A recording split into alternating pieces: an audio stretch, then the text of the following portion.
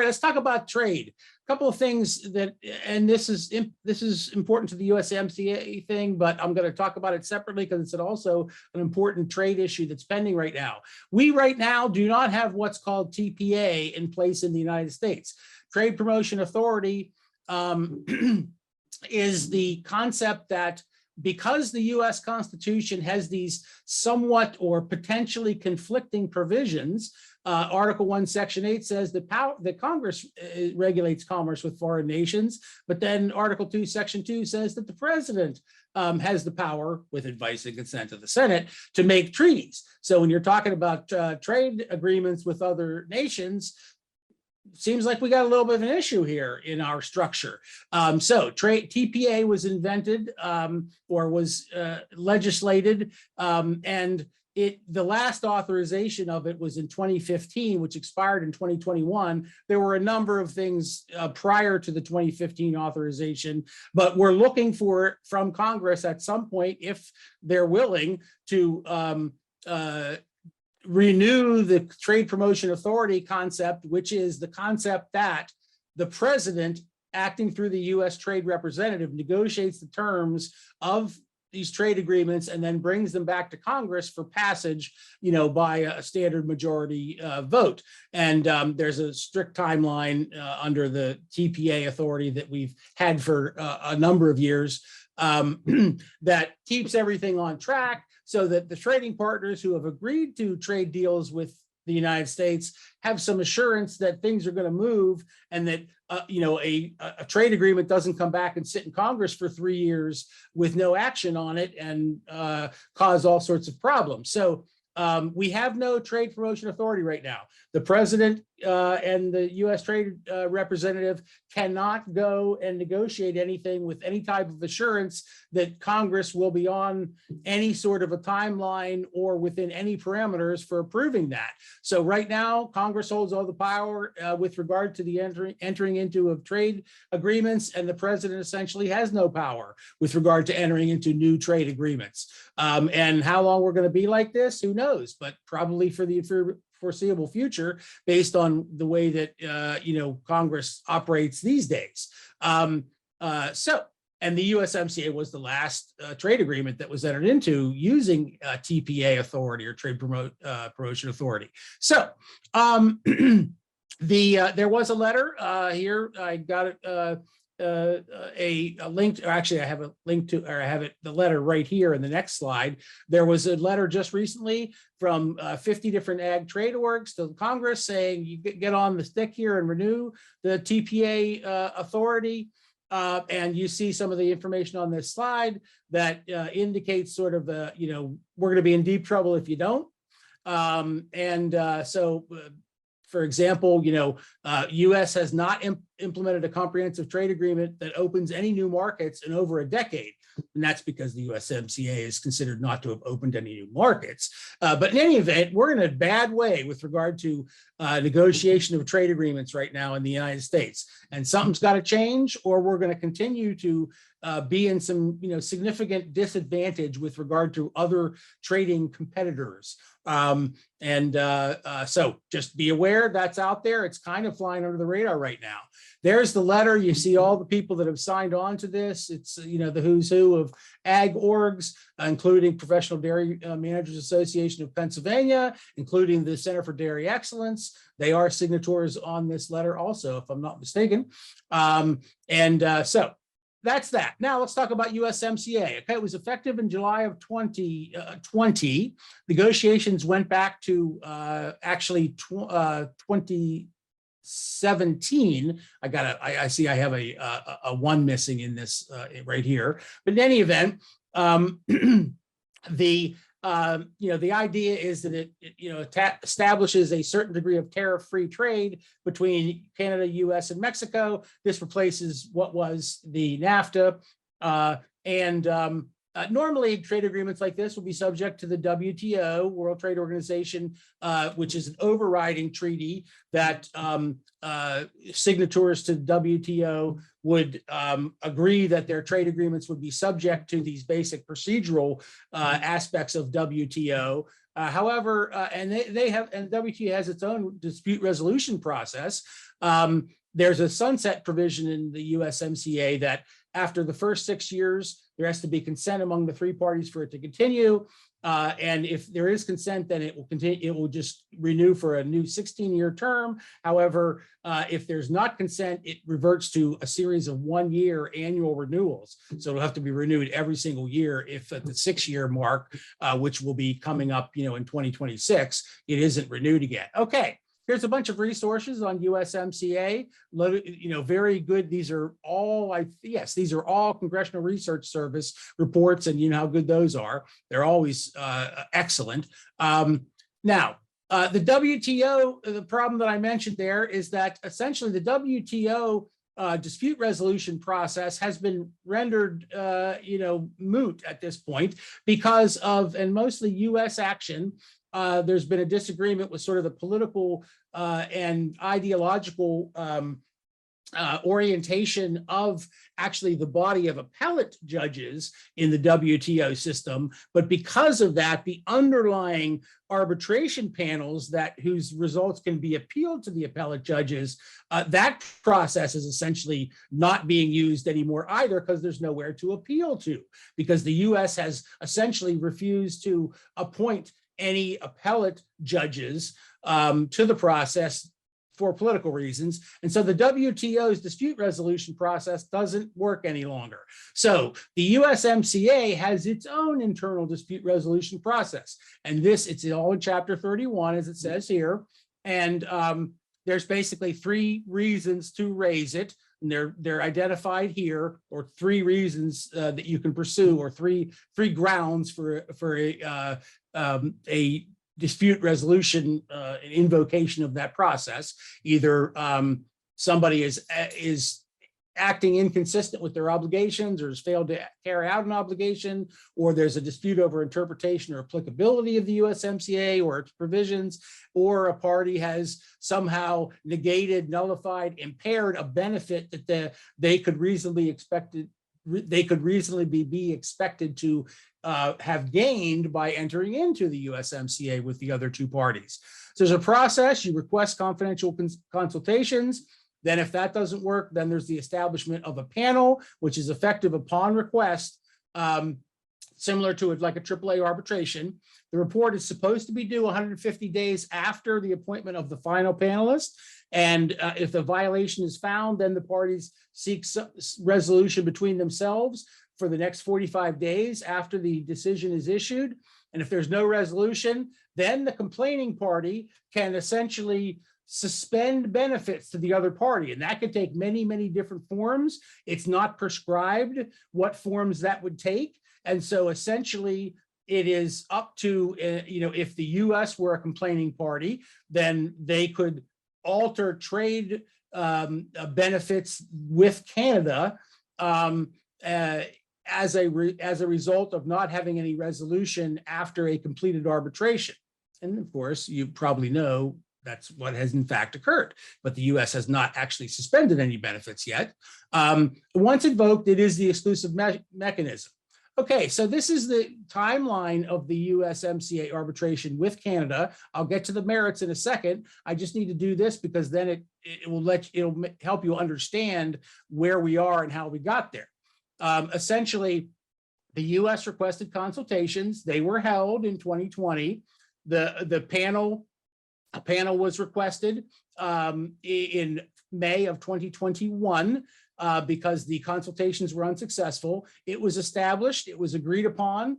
The last person was appointed on July 5th, and the US submitted their submission, Canada submitted their submissions. The hearings were held in October of 2021. I forget whether they apply. I think that just got under the wire for the time limits there after the last appointment. There was a draft of an initial report that was circulated in November of 2021. And then the parties commented, and the final report was issued on December 20th of 2021. No surprise there. You probably know, here's a link to the final report, that the US won that arbitration. And so the Canadian policies and actions were found to be in violation of the USMCA. Now, what were those actions and policies? Well, now that we're going to go to that. Okay, so it wasn't actually, even though the opinion or the decision came out on December 20th of 2021, we didn't hear about it here, and it wasn't public in the United States until January 4th of 2022. That's when everyone found out that the U.S. won this arbitration with Canada under the USMCA. And essentially, it's all about, there's 14 dairy products, each of which have a dairy rate quota, which is a quantity of this product that can enter the country from the U.S. In other words, can enter Canada from the U.S. Without, or I should say, I don't know if it's without tariff or it's at a greatly reduced tariff. In any event, a much more economical product to bring into the country because it's going to be a lot lower priced. And so, according to the final report, since about 1995, Canada has been reserving 85 to 100% of these dairy rate quotas, these more favorable import abilities on the Canadian side for U.S. products. They've been exclusively reserving them for Canadian dairy processors. And of course, the logic of this is a processor doesn't want to import its competitors' products from the U.S. Who wants to import U.S. dairy into Canada? Canadian retailers and wholesalers are the ones who are going to be interested in trying to get a good deal on something that they pick up in the purchase in the U.S. and bring into Canada. So reserving those exclusively for processors is essentially ineffectual. They're not being used because processors don't want to compete with themselves by bringing in a U.S. product. They're making that product themselves in Canada. So that is kind of, that is the dispute. And that is, the panel decision was that was in violation of the USMCA. Okay, this is the grounds for this is the articulated grounds for the arbitration. And the one where the green star is essentially the one that the US won on. I'm going to keep moving so that I can get through this with the time limitations that we have. This is a couple of really good factual statements of exactly what Canada's system is like. Here is the list in the middle of this first paragraph, shows you the list of products that are eligible for these reduced tariff rates. If a Canadian party wishes to import them into the US, but again, the only Canadian parties that can do that, or the majority of them, are reserved strictly for processors, or what they call further processors, which are just another form of processor. And so, again, US continued to say that, well, that doesn't give us any access to your markets because those are our competitors who don't want our products in their country. We need to be able to sell to retailers in Canada and to grocery wholesalers in Canada. And of course, that position was upheld by the panel. Okay, the gist of the decision is right here. The panel finds that Canada's acknowledged practice of reserving 85 to 100% of the 14 separate dairy tariff rate quotas exclusively to processors is inconsistent with this Article 3A 211B, where unless agreed by the parties, this is the key words, this is going to be very important, Canada does not limit access to an allocation to processors. Boy, that sounds pretty open and shut, doesn't it? If the trade agreement says that you basically cannot limit access to a favorable tariff rate to processors, then what's there to argue about? Well, Canada had some arguments, and you can read about them in the decision. The arguments were mostly along the lines of, well, we do reserve this little 15% sometimes. We only give 85% of the quota to processors. We have this little amount here that is available for others. And essentially, the panel rejected that and said, you're restricting the first 85% of them. That's enough of a restriction to be in violation of the USMCA. Just because you have a little small percentage that isn't restricted to processors doesn't mean that you didn't restrict any part of the allocation to processors. And the panel was basically saying the USMCA means you can't restrict any part of the allocation. It's not that you can restrict 85% of it as long as you don't restrict some little tiny percentage. Not what the panel was going for. And so that seemed like everything should be set, but did not work out that way. Let me get to I think I have a poll on my screen that's causing a problem. Come on. Why is there we go. Okay, so here's what Canada does. Every spring they end up publishing the application process for these tariff rate quotas, and that's the only reason I have this slide here. So I'm going to jump ahead again in the interest of time. So it's important to know that though for what I'm going to tell you now. Okay, so what Canada did is they said, oh, well, we got this decision in January. It's coming up on the spring. We have to start publishing our tariff rate quota application process. And so we're going to propose to make a change in it in response to the panel's decision that we violated the USMCA. So what did they do? Right next to the green star is the exact wording. This is the exact publication of what Canada published on their, on their website, essentially. That said, okay, our way we're going to change it is this 85% is going to be allocated to processors and distributors. Okay. And there's also this issue about market share. But the bottom line is, what did they do? They added the word "and distributors" in there. Didn't talk about retailers, didn't talk about wholesalers. And so now distributors, I don't know exactly how that's defined in their usage, but let's say that could even include the wholesalers, but they don't have retailers in here. And so, they just basically turned around and said, oh, okay, panel, you didn't like that we said restricting it to processors, so we're just going to add another party in here. Okay, we'll just say to processors and distributors. They're still restricting the first, I'll put it this way. They're still restricting all of this allocation, and prohibiting retailers from, making any use of it, which seems to be kind of what the panel was saying, but Canada went a different direction with it. I've called this getting cute with it. I don't know if that's maybe totally accurate, but Canada is wedded to this idea that they're not going to let their retailers buy U.S. dairy products at a reduced tariff rate, and they will not budge. And so there were negotiations back and forth with the U.S. Trade Representative. In May, there was discussions, no movement from Canada. That little adding the word "and distributors" was all they were willing to do. In fact, they just decided after talking to here on May 5th, talking to the U.S. Trade Representative, and I think there was even a meeting with Secretary Vilsack in there, they just went ahead and did it.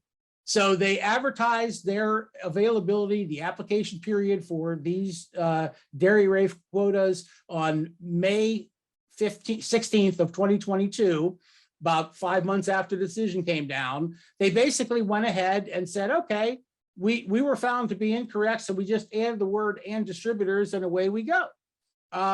So they're still restricting, the allocation to processors and one other party, but still not making it open. So the bottom line is the U.S. said, okay, then we're not getting any relief, even though we won. And that remember I told you about this idea of withholding benefits from the other party instead of getting into some kind of trade war with Canada over this issue. The U.S. said, okay, we're going to go back to the negotiation table. We want consultations again on why we think that your attempt to fix this problem didn't do anything constructive and continues to bar U.S. exports or imports into Canada. So the bottom line is there was an attempt to do consultations started on December 20th of 2022. And on January 31st, and I forget what the time period that the consultations have to be allowed to take their course, but that expired, no relief. So January 31st of 2023, the U.S. Trade Representative went ahead and said, okay, please appoint a arbitration panel. We're going at it again. So round 2 will be coming of arbitration with Canada over this issue. And the issue is going to be essentially, did the adding the words and distributors after processors, did that cure the problem? Did that make these tariff rate quotas actually usable by United States interests who would expect to be able to use them, and by Canadian interests for that matter, who would be expected to attempt to at least utilize these tariff rate quotas with U.S. products that they can get at, potentially, competitive, if not lower prices. So the bottom line is, here we go again. And again, all of the blue lines, that are highlighted here are links to various documents. So please get the PowerPoint and follow those links, and you're going to see everything you ever needed to know about this particular dispute. So we're going to see this coming up soon. Exactly when we do not know. The beginnings of these arbitration processes seem to be shrouded in a little bit of secrecy. We never knew exactly when the other hearing was it was in October of 2021. These things are not necessarily the subject of public knowledge, perhaps if you work for the U.S. Trade Representative, but that's about it. This is a list of what the issues are. The U.S. has essentially restated it in issue number 1, Roman numeral 1, same thing as in the first one, essentially. They, you're not making these things, or you are making parties ineligible, and you're restricting these tariff rate quotas. And then there are, Roman numeral 2 through 4 are other issues that the U.S. decided to pursue to add to the, sort of the pleadings, add to the arsenal of issues, and picking up on some of the things that the panel said in its first decision. They thought these things had a good chance of success. So we will be at it again. And of course, irony of all ironies, the rest of the world watching this said, hey, I bet a lot of us are probably in the same boat with Canada. And New Zealand, figured it out quick first. New Zealand has now done the exact same thing with Canada. They have filed for arbitration with Canada over the exact same issue, but they, of course, have a different trade agreement. They are part of this comprehensive and progressive agreement for Trans-Pacific partnership. So this is the what used to be called the TPP, but now it's got a longer name. So the bottom line is, not only didn't this first arbitration that Canada lost take care of it, but it in fact is now spurring or giving birth to new trade disputes that Canada has to deal with, in this case, New Zealand.